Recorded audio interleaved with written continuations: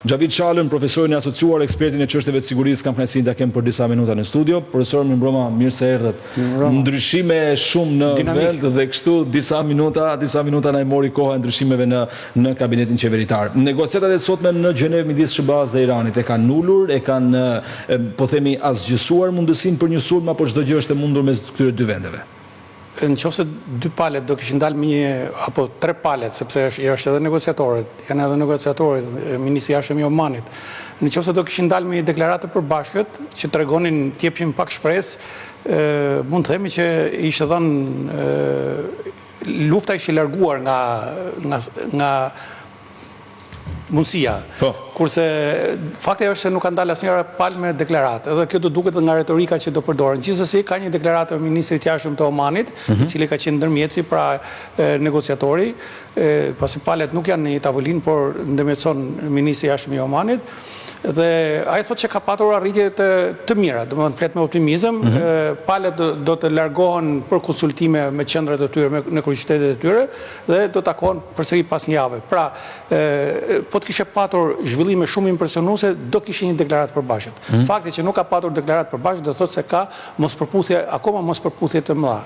Është interesante që më tërhoqi vëmendjen në këto ishte edhe prezenca apo edhe përfaqësuesve të agjencisë atomike të Vienës. Pra, duket ata do të marrin përsipër nëse do vendoset në marrëveshje do vendoset që do pranohet që të shkojë drejt nivelit vetëm për përdorim paqësor të uraniumit, atij të pasuruar dhe të tjetrit në vazhdimsi, është dhe inspektimet do të bëhen nga agjencia e Vienës. Pra, edhe ata kanë qenë, drejtori i përgjithshëm ka qenë prezent dhe është takuar me stafet aty. Është interesante tjetër që ndërkohë që kjo vazhdojnë bisedimet, Shtetet Bashkuara të Amerikës vazhdojnë ta rrisin trusninë ushtarake. Edhe ka lëvizje mjetësh, ka lëvizje aeroplanbajtësa tjetër është afruar, ndodhet në përgjigjet e Çiprës dhe mund të stacionohet fare aty, sepse edhe nga aty mund të operojë. Ndërkohë që janë grumbulluar me mira trupa, bëhet fjalë 50-60.000 trupa amerikanë, po gjithçka është po çfaqen skenarët e cilët ne edhe kemi trajtuar në herë këto skenarë, gjithçka është që presidenti Trump për të dhënë për të trusnuar akoma më shumë që Irani të pranoj seriozisht, domethënë që të japi një zgjidhje problemi, mos as varrisi, mund të bëjë edhe në një sulm të pjesshëm ndaj objekteve kryesore, ndaj objekteve kryesore ekonomike, objekteve ushtarake, këto pasurin. Mund t'i bëj Iranit. Mund t'i bëj Iranit, po, dakord. Mund t'i bëj Iranit. Mund t'i bëj SBA-i Iranit, po, dakord. Mund t'i bëj. Dhe me sa duket, nëse Irani nuk jep shenja që po angazhohet seriozisht, kjo mund të ndodhë jo shumë larg.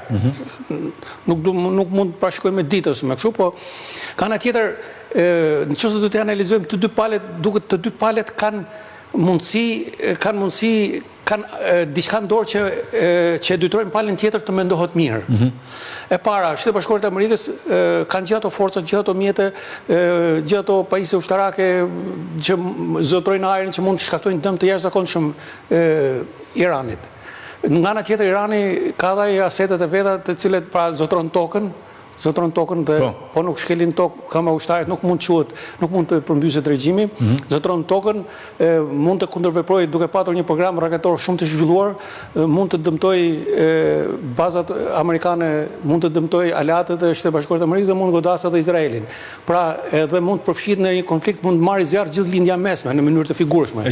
Pra, kjo të dy palët duket se janë të interesuara që edhe ta shtyjnë njëri tjetrin drejt një marrëveshje, por se cila palë të përfitoj sa më shumë në këtë rast.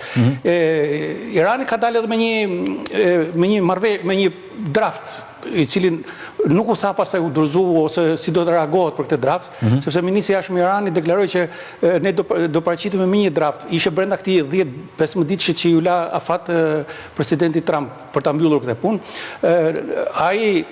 Ata iranianët me sa duket kërkojnë të negociojnë për programin bërthamor, po pa e lidhur pasaj me detyrimet tjera, as me programin raketor, por dhe as me ndikimin rajonal që kanë këta nëpërmjet prokseve. Është i rrezikuar Ajatollahu i lartë Ali Khamenei? Absolutisht po. Edhe për tu eliminuar fizikisht apo një kapje si në rastin e Maduros? Nuk besoj se ka operacione kapje, nuk besoj sepse Irani nuk është Venezuela. Amerikanët kanë eksperiencë të hidhur nga këto operacione në Iran, kur zbarkuan me forca komando një ekip i specializuar që tentoi të merrte punojësit e ambasadës, që ngeli pat probleme shumë të mëdha, kështu që nuk besoj se kjo do ishte në kushtet e një aventure. Nuk besoj se do të ndërhyjnë, por ka mundësi tjera.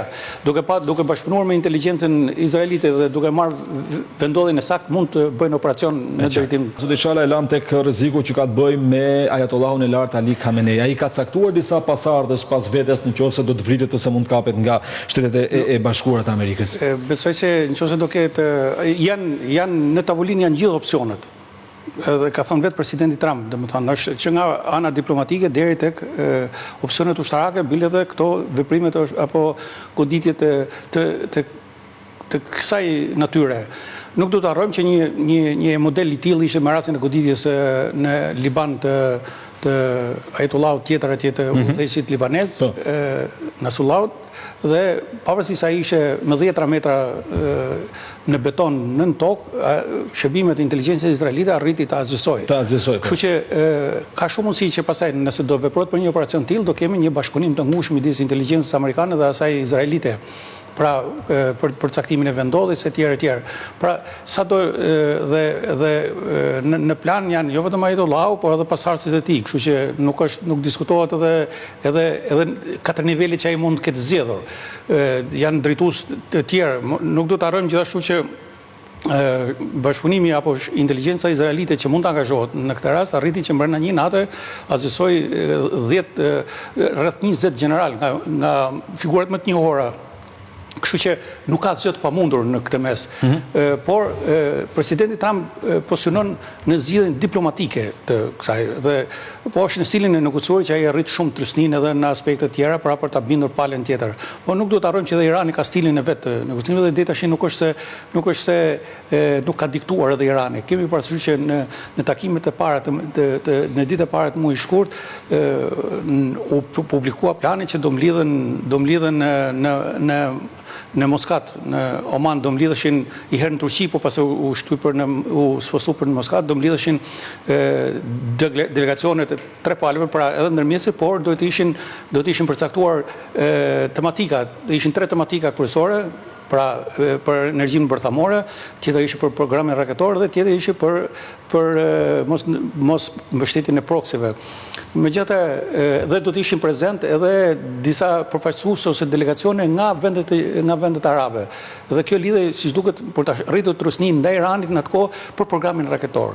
Por me këmbguljen e Iranit, ata nuk pranuan të ulen bisedim dhe shtyn dhe përfundimisht, domethënë, u bë siç tha Irani.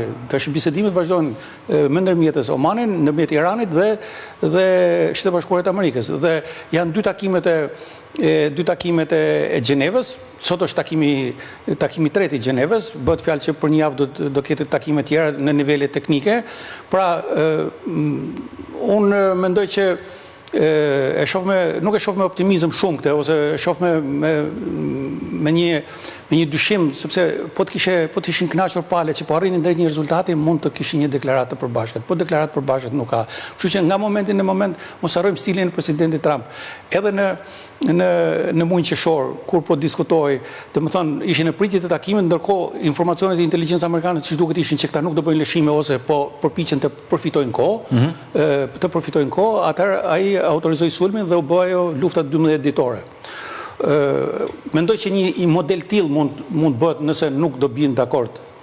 Por Shtetet Bashkuara këmbgulin edhe me nxitjen e Izraelit. Në fakt, me programin që të shqyrtohet dhe programin raketor. Për programin bërthamor nuk diskutohet që Irani do bjeri dakord pak minimalisht, do bjeri dakord në kushtet e marrëveshjes të nënshkuar në 2015. Pra, në uljen e nivelit pasurimit, në heqjen e sanksioneve dhe në monitorimin e pasurimit, të cilët ai faktikisht në momentet para i zbatoi derisa presidenti Trump e rrëzoi këtë marrëveshje. E kuptoj. Profesor, edhe një pyetje të fundit për shkak të shumë zhvillimeve që pas ka kjo pasdite gjatë edhe ndryshimeve në qeveri, ka një reagim edhe nga kryetari i Partisë Demokratike Sali Berisha. Izraeli, cili është, po themi, roli i Izraelit në gjithë konflikt midis Iranit dhe SHBA-ve, apo ai është roli kryesor? Izraeli, ndryshe nga Shtetet e Bashkuara të Amerikës, Izraeli kërkon se s'bën që në tavolinë e bisedimit tjetë edhe programi raketor, sepse Izraeli, nëse programin bërthamor të Iranit e shef si kërcënim ekzistencial, edhe programin raketor e shef si kërcënim shumë të rëndësishëm, dhe sepse ai e provoi në kurriz në luftën 12 ditore. Pavarësisht se në opinion nuk u tha shumë, por ka patur goditje të mëdha me raketa në Izrael, që ka patur pasojë. Nga ana tjetër, edhe teorikisht rrjeti që mbron aerodromi që mbron nuk kapacitet apo saksinë ka 90%. Pra, në 100 raketa 10 shkojnë në destinacion. Pra, në kushtet më optimale. Plus asaj që ai sistem ka qenë llogaritur për raketa me rrezet shkurtër për veprimi, për goditje nga për rreth, domethënë nga Libani apo nga Gaza në kohën e Hamasit.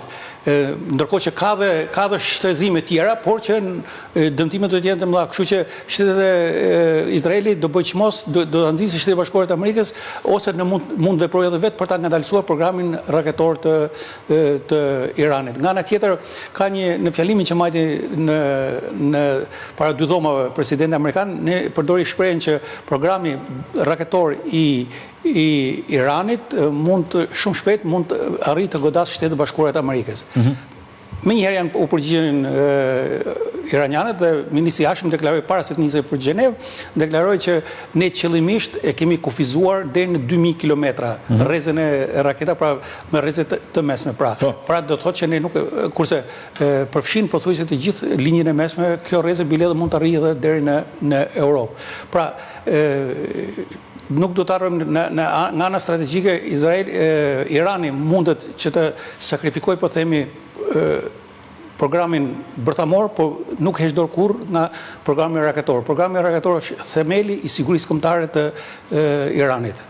E qartë. Po themeli i sigurisë kombëtare të Iranit dhe i pasigurisë ndoshta të dhe i kërcënimit për Izraelin. Kështu që këto dy do ngelen dy fuqi që duan të dominojnë në linjën e mesme, duke po problemi pasaj që do ngjallen nëse do kufizohet programi bërthamor, do jetë një arritje strategjike e rëndësishme, por nëse nuk do kufizohet programi raketor, atëherë çfarë do bëjë?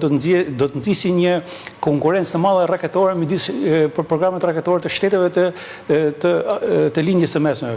Mund të luftoj pasaj Arabia Saudite për program vete, Shtetet e Bashkuara të Amerikës nga natyre mund të synojnë ngritjen e një sistemi mbrojtje tip aerodromi për vendet e xhirit, për cilët ai ka marrëveshje dypalçe mbrojtje. Pra, do ketë zhvillime, po do duket hap pas hapi, por nuk është larguar rreziku i një sulmi të armatosur. Profesor, shumë faleminderit. Ishte kënaqësi që folëm së bashku për kaq minuta, gjithmonë kur flasim së bashku. Faleminderit.